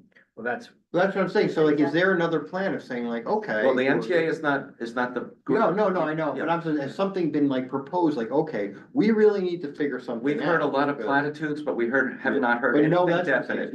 No one has a plan, like, okay, if we, this is the alternate plan. Doug and then Howard. So you're saying we do not have a contingency plan if congestion pricing for some reason doesn't happen for any of the multiple reasons. There's no there's no contingency plan of where we're gonna get this capital that you just mentioned, $23 billion, right? What, I mean, depending on the election, I think the feds are still there to give us the federal funding that we normally get with major capital programs.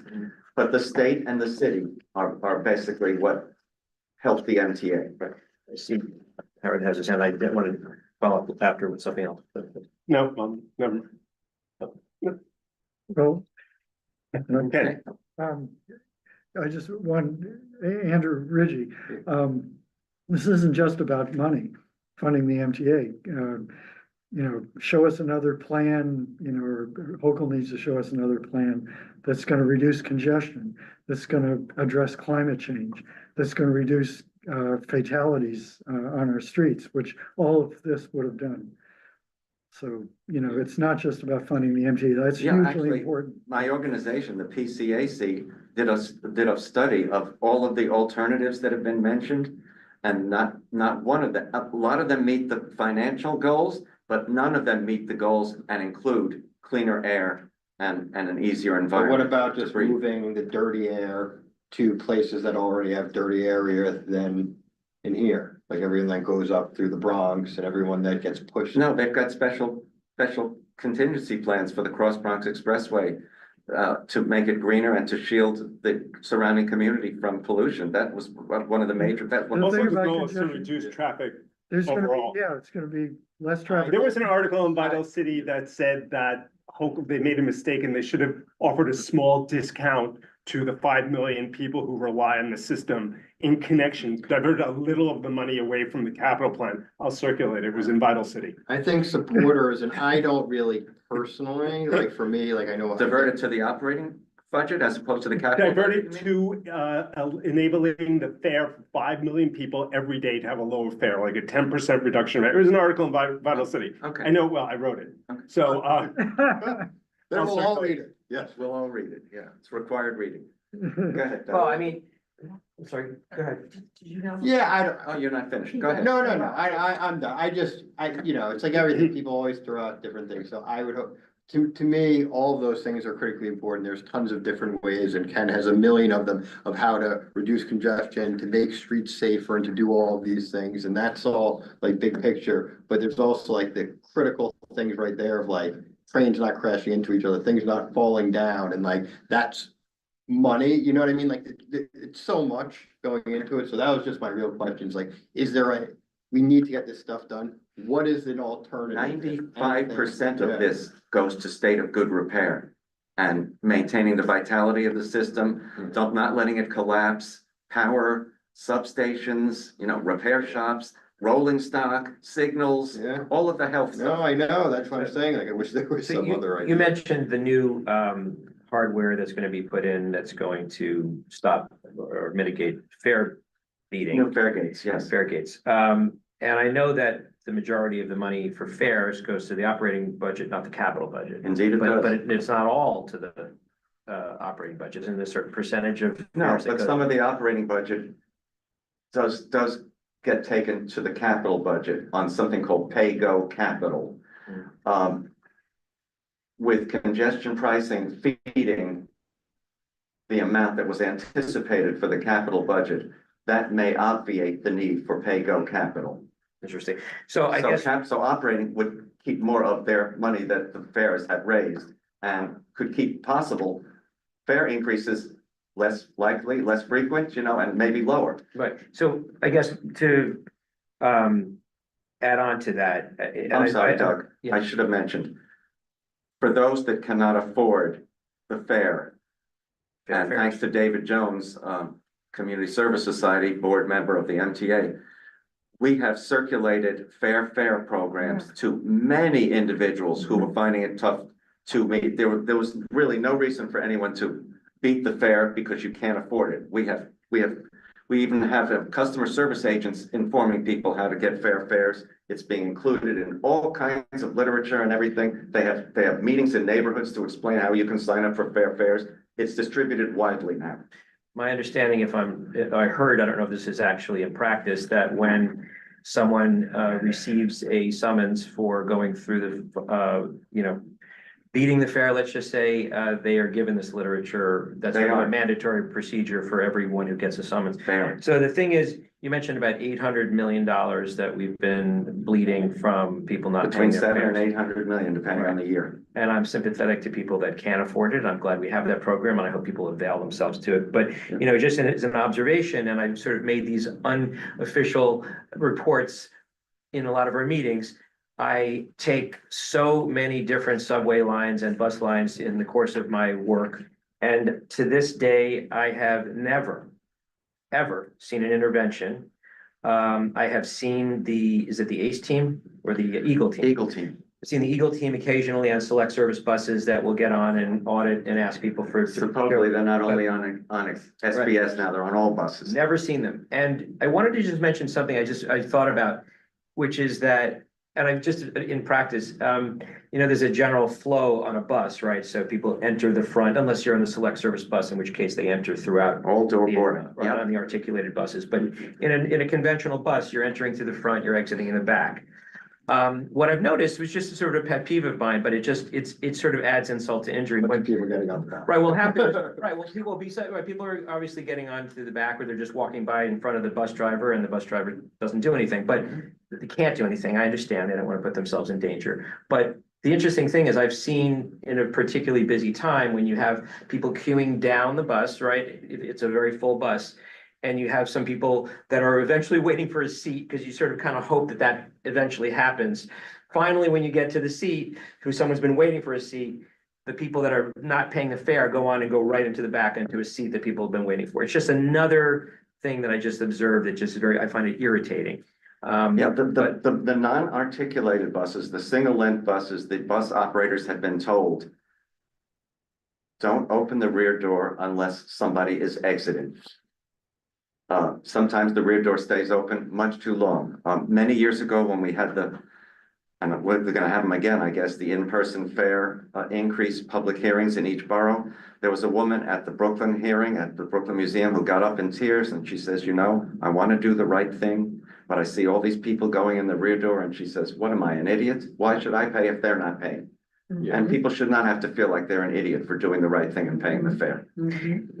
Yeah, And you do have community leaders, and I think I've seen council members as well saying that like the reason that people aren't paying the fares is because they can't afford it, and that's why, you know, there should be no fares for public transportation. I think that's offensive to say just because someone's poor, they're dishonest. Well, That's they- I hear it all the time and it really bugs me. Well, I agree, and my question And is it's like, it's far from only poor people who are beating the fare. Exactly. yeah, well, no, It's all exactly. There's some walks of very life. rich people who cheat as well. Well, of All course, walks of life. now. exactly, and that's what, but what I'm It's saying, like the so thing to do with- now. is it's the, like for is sports. the, on Stick the it to the people, man. like, do we know the data on the fares on people that truly can't afford or whatever hit the income level for the fares, like, what percentage of them are actually? We've signed up a lot of Yeah. people for fares recently, now that it's so widespread and easily. Where's the funding for that coming from? Some of it comes from the Outer Borough Transit Fund, which at one point was to cheapen the tolls on bridges, which well-to-do people were paying, which made no sense. We thought it should be for service for transit deserts, where there's no, you know, to cheapen the fare on the Long Island Railroad, for instance, in Southeast Queens, which has no subways.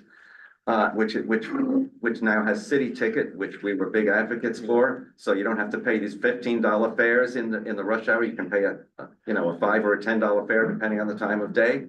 We hope that morphs into with a free transfer to subway or bus when Omni is everywhere. We're hoping for that. That will make traveling anywhere in the 5 boroughs reasonable and easy. Because, you know, we have this wonderful commuter rail system, which serves parts of the city that don't have subways. It shouldn't be priced out of the reach of its residents. Yeah. Ken? You know, we could have a bull session about paying the fare. And if it continues, I'm gonna start my song and dance about why the subway should be free and the buses, but I don't want to do that. It's 8 o'clock. I You're have not two. wearing your dancing outfit anyway. Yeah. And I have 2 items for new business. Okay. So, Well, we can. I just wanted to just say one thing. I have, in relation to the fair, I have seen, and maybe you can explain, because it's self-evident, but there have been now, audible announcements on many buses that say you have to pay your fare. And also in the front of the bus, I've seen it rotating that says fare required. Yeah. Seems pretty obvious, but I guess you have to say it. The other thing is the security, I call them security guard, third-party personnel that are in the stations. I had a conversation with a couple of them who told me that the only way that they can communicate if there seems to be a problem is through a cell phone and not, and I think I spoke to you informally about, wouldn't it be interesting if they actually had some kind of a faster, you know, a radio or someone that they could let know of a problem. Like, for example, I've seen people open up the gate doors, or the door gates, whatever we call them, and Exit gates, and tie, I think I even sent you a picture, tied a sweatshirt and left it open, or so took rope and opened it. So if the security guard was there, obviously they're not enforcement, but perhaps they can have a quicker line of communication. The gentleman If the told me that security he guard has was no way of there, he reaching would anyone. untie that and let the gate shut. I'm sure, yes. I mean, that's confrontational thing, but the point is, he was saying to me that there's no way for me to let anyone know about a condition other than calling on the cell phone like everyone else. And I just wondered why those third party, I'm sure we're paying a lot of money for these, you know, for these people, and I don't actually see it as much of a deterrent because they have no ability. As Chair Lieber says, the emergency gates are the weekly. What's that? The weekly?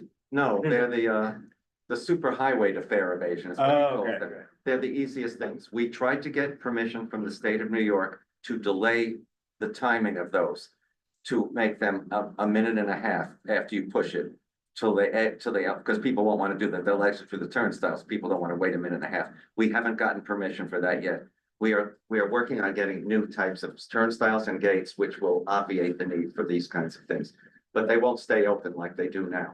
But if you mean a delay, you push the lever and the door takes a minute to. We have made If there's 30-second an delay emergency- and stuff. If it's an emergency, that can be undone in a heartbeat. Okay, because I don't want to be trapped down there. You wouldn't be. No.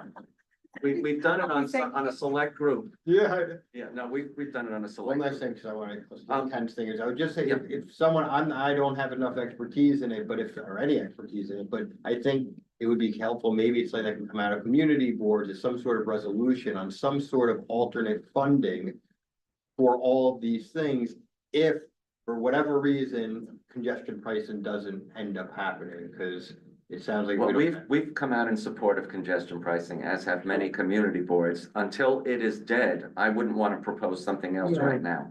Because that is the thing that has been shown to work. I mean, London, Stockholm, other cities across the globe have done it. London was able to build a magnificent Elizabeth line with funds from the congestion pricing that I they. don't doubt that they can do it. I'm just saying, if it doesn't happen, we're gonna be even, you said every day. And God forbid, what happens in November, that'll be one. Well, of the our- federal one of our- approval is gonna be uphold if, I think if that happens. Oh, for Yeah. sure. And so it's dead. Well, he didn't approve Gateway when he was president, Mhm. and that got much more expensive. And now they're going to be doing work, and the number of trains being able to pass under the Hudson River will double in so many years. And It's provide quite a a few lot, years until. quite it's a few done, though. years, yeah, and, but the future of Penn Station is another big issue, because Amtrak, New Jersey Transit and the MTA I'm on that advisory committee too, it's called SWAG, Good luck. Station Working Advisory Group. And they're saying the only way to add much additional service Oh, is to to take over. demolish a piece of Yeah. 30th Street, and there's many people who are not in favor of that. Mhm. Then there's the subject of through running, but they have different, through running has Long Island Railroad and New Jersey Transit and Amtrak have different power sources, they don't have a third rail in New Jersey, so they have catenary, so a whole host of things would have to happen for that to work, but stay tuned. Thank you. All right, New let's business. let's go to the items of new business. I believe there was something Yeah, you I had, had Ken? two. Items, Yeah, okay. two. The first one, a former member of this committee, called this to my attention. There's at 104th and Riverside, on the northeast corner, there is a car parked in an illegal zone for eternity, apparently. Is it New York plates or It some has other New York plates? plates, but it's EMS plates. It's a private car. I think this former board member said he checked and somehow this person isn't actually it's like the father of an EMS person. I forget what he said. But the car does not move. You can't clean the streets there, and it's not getting ticketed.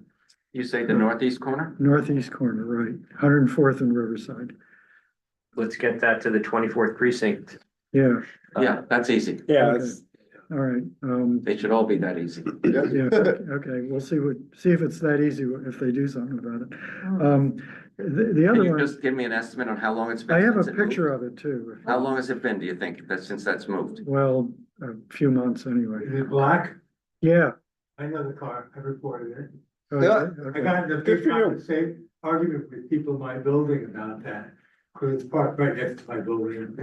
The argument went along the lines of, well, it's an EMS vehicle, where are they gonna start park? I think they should, if they're active, they should be parking right in front of the building. Right. Official parking space. Yeah, this is one long emergency. I just got. Is this so is an EMS plate, but it's not an EMS vehicle, it's not. No, It's not It's not an a ambulance. private something vehicle. else. It's ABS or something, not quite EMS. Is it an abandoned vehicle? no, It's not. no, clearly. It's owned not. by the Reese's in my building. It's owned by who? What? Who's it owned by? Jacob Reese. Oh, Yeah. You were talking about cheating? yeah, This is a way of cheating. exactly. He's got a great beach in the Rockaways. The car is Yeah. totally legal, probably. The 24th is gonna say it's legal. What are we gonna do? We can't do anything about it. What's the? Well, what's tenth that you're legal about here? Yeah, What's right? legal? Yeah. If it never moves, how is it legal?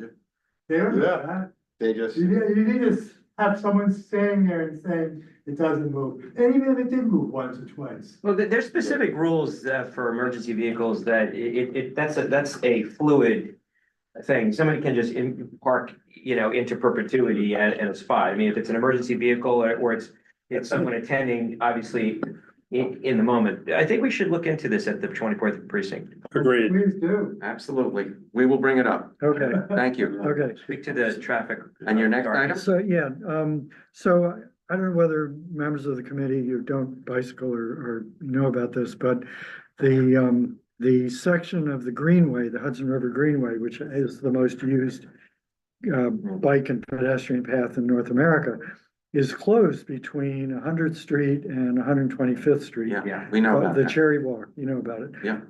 For 6 months at least, till March. They've put in a detour, which, for one thing, is very, very poorly marked. I wrote it and a lot of signs were missing. I told John Harold about this. He's the administrator of Riverside Park. They put in some signs.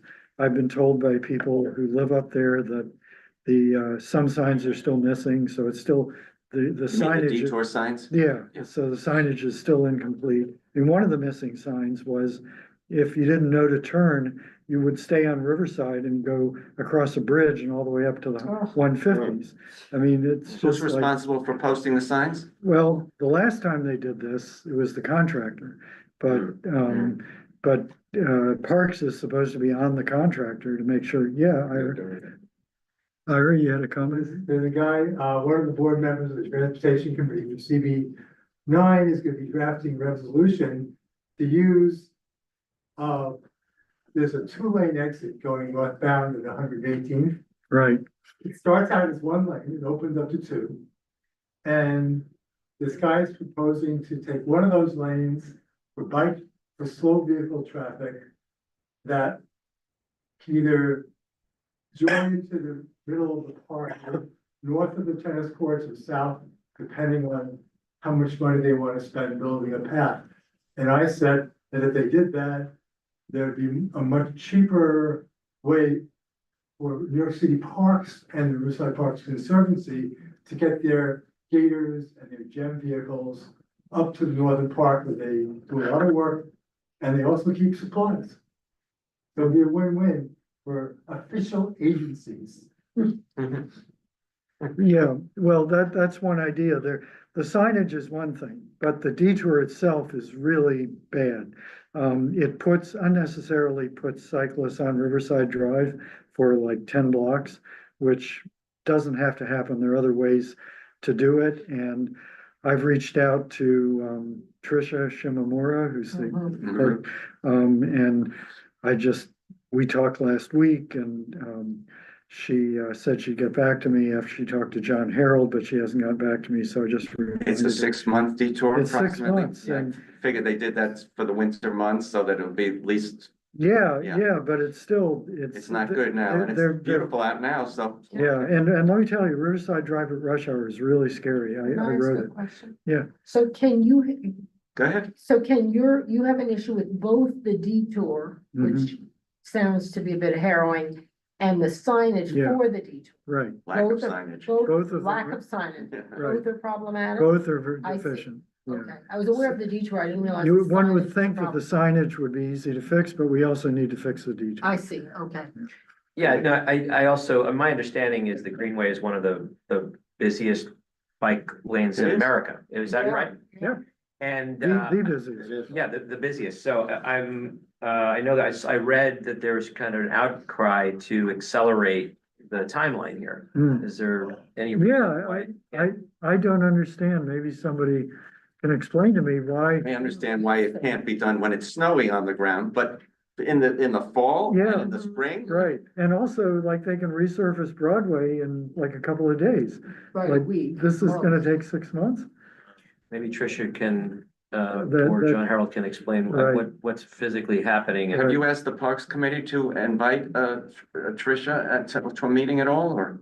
Well, So no, we I could do a haven't. joint It thing. should be joint, Yeah. yeah. Mm-hmm. Yeah, but for this, time is of the essence, because in terms of just getting the signage in and getting a more common sense detour, which just doesn't endanger people. Can you suggest the detour that you think would be the safest? Yeah, I have it, but what I suggested to Tricia was that we either have a ride through with some officials or just do a meeting where I don't have all the ideas, but other people have better ideas than I do probably. Well, let's get And moving on it. Ira has a good idea. So. Yeah, they really need a ride going northbound. Northbound rush hour is really bad. Yeah. A lot of trucks double parking on where Riverside Drive goes up, I think between 113th and 120th. Mhm. And it creates those trucks that are double parked, creates pinch points. Yes. Yeah. And then all the riders are like in a rush to get home.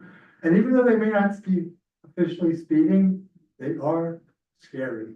That's that turn off that goes to Claremont, right? I don't know what Turn it before. No, When they're doing a bike and a truck's coming I know, I'm across, saying how there's fast another- it's going, it's Yeah, scary.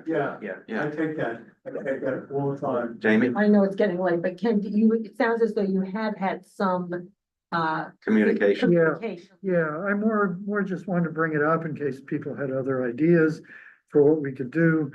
But, I mean, I think a resolution at this point would be, I mean, we haven't noticed it or anything. Have you So- brought it up to our Parks Committee? No, I haven't. No, I think that's a good idea. I have a bit of a concern that if you get the signage that you're requesting, that will be sort of a crumb.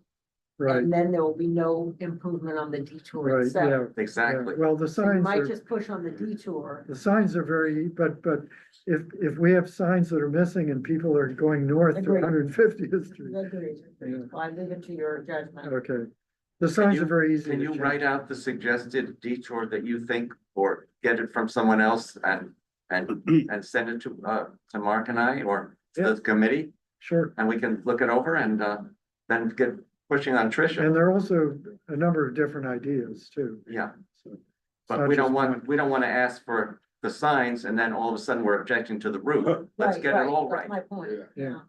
yeah. Thank you. Okay. Anything else? We had some new business that, I'm sorry. Yeah. Yeah, no, what was brought up earlier, just to discuss alternatives to secondary street naming and maybe on buildings, right? Plaques, Yeah. or maybe. Actually, in London, there seems to be a consistent signage, so this is centralized somewhere. They're not like individually made plaques. There's Oh, you know, I've seen them in London. Yeah. They're great. And we should have the same thing. And also embed them in the sidewalk. Yeah. Right, but that's, Yeah, that's expensive because you have to chip out the concrete or else people will be tripping on, it should just go in a building. It's very simple. the problem is buildings are. Not every building's gonna privately take it. owned, And and- And just have a city council rule that they have to take it. Yeah, but I was gonna suggest that we do a little bit of everything, because I understand the concern that these are confusing and that there are too many people that are asking for these things and that, we're gonna run out of streets, and that also plaques are Uh-huh. preferable. I know as part of the requirements, that we already have, we indicate that you need to request a plaque, and you need to indicate that it is not likely that a plaque is going to be there. We may want to add a requirement on the form that somebody has affirmatively requested a plaque or been told they're not going to get it to. requested a plaque either on the honorees building or on a Oh. nearby It will Right, and always well- be denied and- because who's gonna pay for it? Well, I was gonna say, we still may want to at least have the step in that somebody has asked and been told no before they come for a secondary street. Denied. Something like that. But I thought it might also make sense. I know the MTA has explored Navalon's QR codes that they've been using in the subway stations. Sort of these bright, colorful QR codes that are at least more enjoyable than just regular QR codes.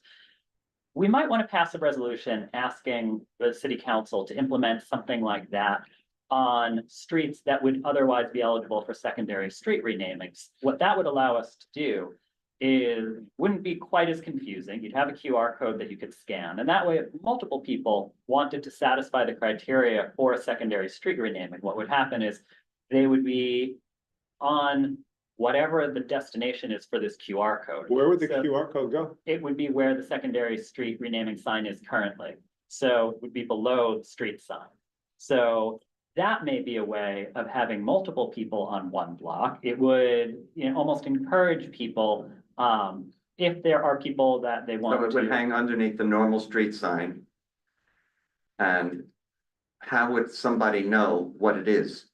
It's a QR code. Yeah, So but why would people somebody, if, I feel like if we're rolling this out, it's a way of almost infusing joy into, looking at the street signs. It takes away from the confusion aspect, but if somebody wants to scan something like that, it's a way of finding out, here's some of the history that's associated with the block. It honors the people who have gone through the steps to show that it's worthy of commemoration, and it is something that's official that from the city. presupposes that DOT will publicize what these QR codes that are hanging, want to learn more about your block or any famous people who've been here or lived here, scan this code under the street.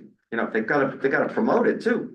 Yeah, in Hudson Square bid, they have a thing where on the like the tree beds where they put it, on the bench, they put a little, paragraph about something and a QR code, and then you can get information about, this building in front of you, this is the history of it, or this person lived here. I just think that if we're thinking about this, and it could be part of a larger conversation, is, if we want to kind of recognize and memorialize people in the community, it should be something that's a bit more inclusive. I mean, I don't like to say in front of people who are coming and presenting, because like I said before, I feel bad, but there are, and we brought it up, like so many remarkable people. We're so fortunate, and like you have one person's name up there, you don't fully know their history. Look at the applicant that came last time. It was like, oh, this wonderful person. All of a sudden, these people came out that he's a harasser and he's this and he's that. And we're putting people up there. And then what happens if, forbid, there's a tragedy on the block and you want to then name it after a child that was lost or this or that? Like, how do you, and why should we be in the position to make this determination on a street sign? I just think like, there's public space, you go into the parks, you can pay and you can get obviously, your name memorialized on a park bench. But I just think there's so many better ways, and I don't know why we are putting ourselves in a position to make these really impossible choices. Well, the sign, while it memorializes and honors somebody, doesn't tell you anything about them. Yeah, that's what I mean, it really. A QR code would do that. A plaque would do it, certainly would yeah. do that. Plaques are a tried and true method. They've been around for hundreds of years. And the ones That's what that I are in support. London are beautiful. Yeah. And people would love having them on your block because they're gorgeous and they tell you something. I think we're kind of fleshing this out, and I think it's a good conversation. Thinking about what is the real estate on the street and as it changes, right? So you just mentioned park benches. We have some street seats, we have bike corrals, we have lamp posts, light posts, right? The street lamps. We have fire hydrants, although I don't think somebody wants their name on the fire hydrant. Maybe a dog. I mean, but There's a huge box under some street lamps, which has room for right, it. There's a fire hydrant street named lamps, after a dog on 69th Street. Is there it's adorable.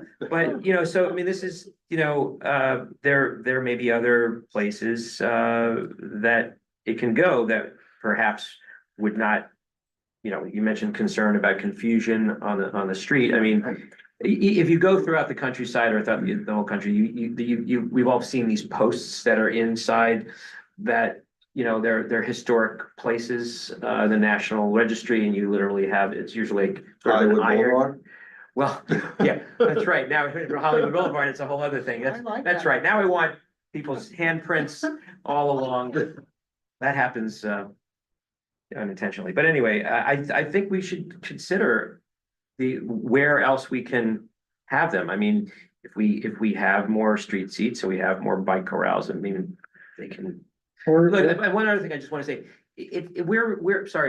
we're not as a committee proposing these are applicants that come to us. Of course. And so we're not, I don't think we're soliciting it. So We're not. so if there's a groundswell of people that have, In the last they few want to make months, an there's been application, then quite we a hear few, it. but there's been months and months and months where there's no applicants.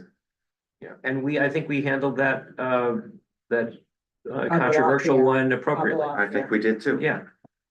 Yes, Jamie. I just have a question for Carey about his proposal.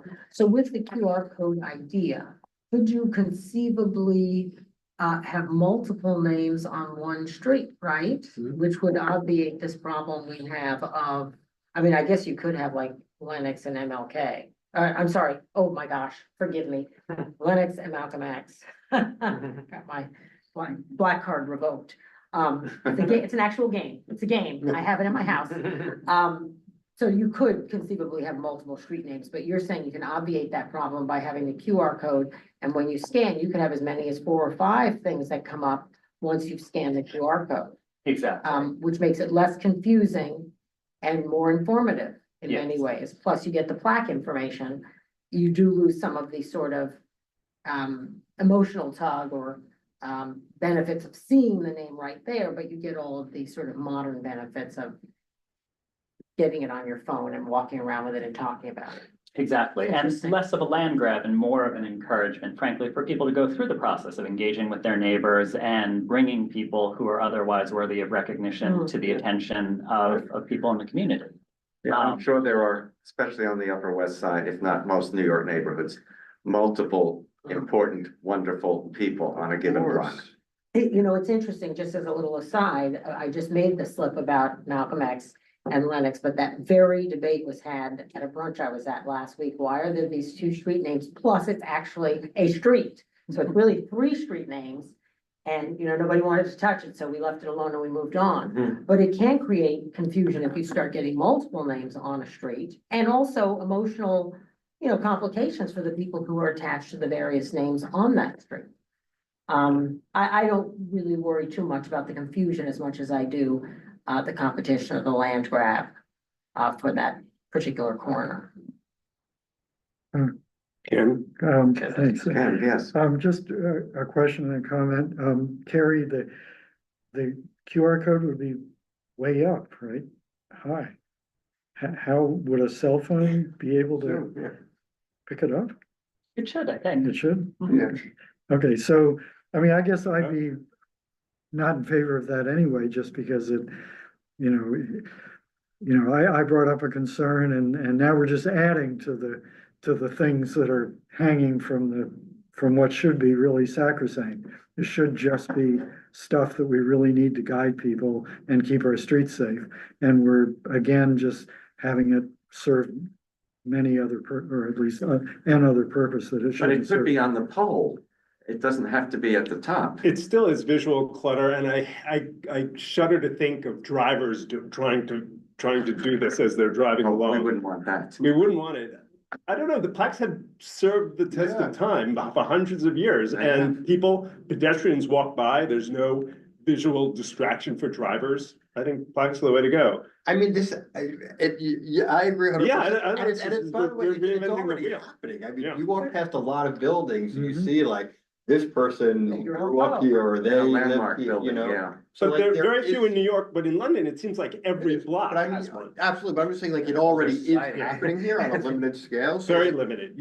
So you could just. But I think we need legislation to say to landlords in New York, you have to put it on. If we pay for it, you'll take it.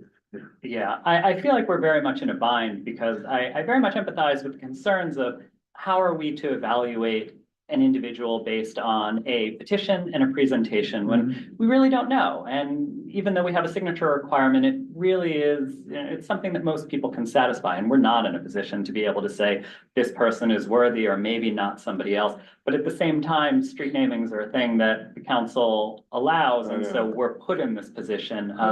And I feel like it would very much help if we changed our operating procedures so it was very clear what it was we were doing, or maybe it's even something along the lines of we write into the procedures that a committee vote is really just to certify that the formal requirements have been met without taking any position, or something like that, so we don't have to. If we don't take a position, where does it go? Doesn't happen. To the council? Yeah, the council ultimately votes on it. Yes. Right. But they won't do it without a community. And I also think that it is ultimately the council's discretion. They can hear a recommendation from us and still not vote for it. That's Why- true. That's their. We could just say as a, so sorry. I just wanted to point out that not every district does this. Like if you look at the Upper East Side, That's right. they have hardly any. And I think that was partly because Dan Garodnick, who was a council member there, didn't like them. And just so, don't have any memorable not every people. district does it. So we're, what? He said they just don't have any memorable people on that research. No, but no. I don't think that's. But, so we're not obligated to do this, Yeah. And it is first come, first serve, they like, now, that corner of 86th Street's not gonna have anybody. If this author I mentioned dies, tough luck. The benefit There's of 3 other dying corners. Right. But look, we could just have a policy that we don't, that we don't vote on these, and if we wanted to do something memorialize people, like, maybe the community board, there's some community wall where you can go and leave something if you want to research people that are in the neighborhood. I think we've been pretty impressed with some of the applicants that Yep. We can put them on like a CV7 honor roll and have it on our But if website. let me ask, like, have we gone back, listen, this happened with there's so many examples of history and we see constantly of wonderful people.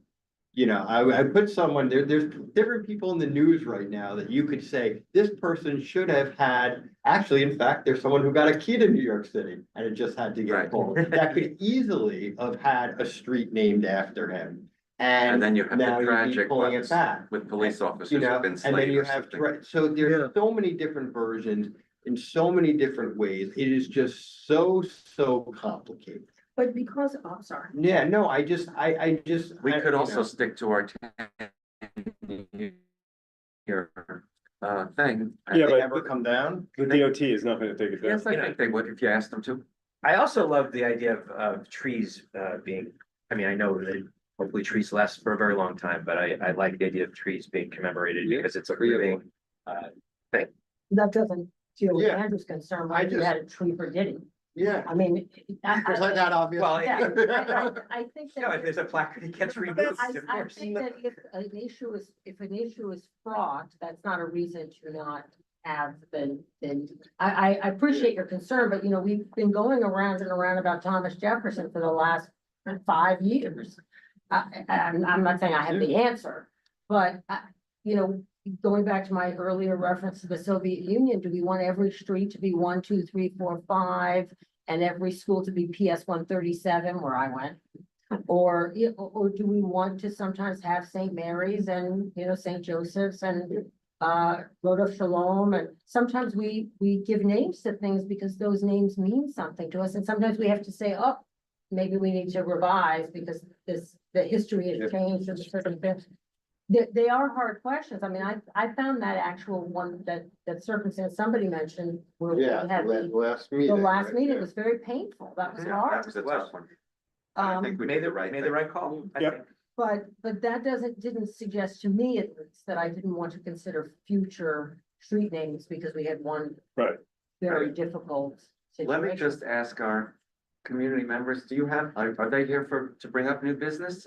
Do we know? No business. Do you have any? Do you have any ideas? I'm just curious about this whole thing. There's a thing in city council called Inch 471-A, freedom trails. I think they must discuss this. They don't talk about plaques. They talk about convening a task force to educate people with the Underground Railroad. Oh, But they're not talking about plaques. I don't have. yes, ma'am. Not new business, but it also can become a point of pride. Like, I don't know if anyone's heard of Banana Kelly Street. Sure. So, if you're from the Banana Kelly neighborhood, it's kind of a thing. It's like a badge, that you wear your whole life. So these street names can be influential in a way. I also feel that requirement that you get a certain number of signatures from like a 2-block radius is bullshit. Because people maybe can't afford it because these people lived there once. They raised the prices up. Oh, so the Right. next place. And all the people who could afford it, who Are have gone. That's why you get all the recommendations from outside, That's because interesting. it's too expensive. Well, for I it. understand why the gentleman, the musician, had lots of signatures from beyond the neighborhood. Oh, yes, He was well that's where known. it was popular. Yeah. But listen, it's also I mean, honestly, it's capacity. If you can go out and knock on everyone's door and you know people, I mean, there's a million different reasons why. I mean, there's streets that give directions. The people are memorialized in all different ways. I mean, I don't, I just think that there's so many amazing people, and like, we hear these wonderful stories of people that come to the secondary street namings and everything, and I just think like, yes, we should try to recognize people in the public realm, but I just think there's countless other ways to do it than a selective place that dominates, that street. And Well, I think one of the suggestions I heard tonight, which was in the guidelines, ask if a plaque has been, yeah, investigated and a possible location for said plaque. Either the building the person lived in or something else in the neighborhood the plaque could be affixed to. I think that's a good suggestion.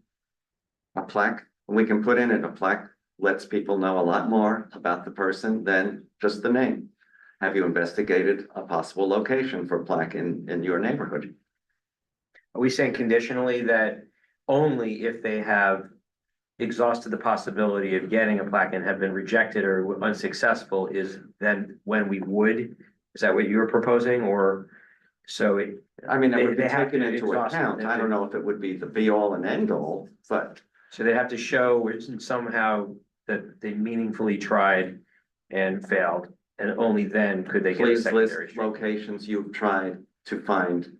To honor your. To honor your, the person. yeah. Well, the person. only other way we're suggesting is a placard on a building somewhere. And so if they were, do they have to go to each building on that block and get a letter from the landlord that says, no, you may not have a, how do you, I don't know, just. No, I it's think it's even just part of the consideration. I think it's just part of the consideration you could ask on the application. Oh, sure. I think you have to review your guidelines. I could be wrong, but in my memory, one of the, things one of the hoops that we have to jump through in order to request a street naming is that there not be a plaque or a statue anywhere to that person in order to apply for the street code. Oh, because that So means the it's- person's been honored somewhere else. Yeah, so you wouldn't consider a street co-naming if that was already in place. The other thing is the 10-year thing, I think it says it's a 10-year review. It's not a 10-year. Right. Okay, it's been It's a up to review. 10. Yeah. Take it down. But just a suggestion that you review your guidelines. On the plaque thing, though, I think what Carey's suggesting, correct me if I'm wrong. If there's a plaque over, if the statue, you're absolutely right, I remember that very clearly. If the plaque is up, correct. But what we're saying is if there's no plaque and there's no statue, you would investigate the possibility, one would investigate the possibility of putting a plaque somewhere on the four corners before requesting the street name. Yeah. Correct? Assuming there is not already a plaque, that would be preclusive. Does that make sense? Kind of, yeah. It does say on the guidelines that Doug just brought up here, must be positioned with a primary sign in order to not confuse visitors. Can't be placed on busy intersections or intersections that are cluttered with signs or intersections where there have been a large number of vehicle crashes. Well, we haven't addressed that at all. After 10 years, secondary street names are reviewed. And have we ever? Must include. 86 in Columbus? 96 in Columbus? Residents of the block and members of the family do It's a- not object to it's a little petition with at least country 100 lane. signatures from the local 100 signatures. And they all. Minimum. Number of you. Within a 2-block radius. All right. Well, I'd forgotten about, the busy intersection thing. Well, That's we can, concerning. at another meeting, we can review these. You'll put it on the agenda for next month. Absolutely. Good. Yeah, I don't know when these were, Down. these were posted. The only thing I will say, this is a positive thing, I have been greatly heartened in my short time on this committee at the range of applications, the professional and well, lifespan and diversity, it just reflects our neighborhood so richly. They've been really beautiful. It's And beautiful, emotional. and- yeah, well, yeah, you would expect the loved ones to be very invested and very emotional, but it's just been just a rich diversity, a fabric, a real fabric. They honored of- them very a nicely. quilt of the neighborhood, in these applications. I and agree with really you. appreciate I that. just wish there should be a better way. The sentence that, the person is deceased and their. The person is deceased and their plaque or other official acknowledgement of them in the district as well as no known plans to do so. That's another condition. Yeah, But I think that's, again, that's different than. consistent with what Oh, Carey- sorry, that- I think it's That's in the consistent with what he's regulation. saying, yeah, Yeah. right? Will you all take a pledge to never have a secondary street name after you? Yes. 'Cause I- Well, yes. Yeah, after everything. Well, I'm hoping to accept you. Okay, I aspire to have someone propose that long after. I'm- After everything I've said, it was, Yeah. I guarantee you I'd roll over in my grave. Does anyone else have any business? Anything? I think we've had a terrific, Yeah. thoughtful meeting. Thank you all. Thank you. Congratulations.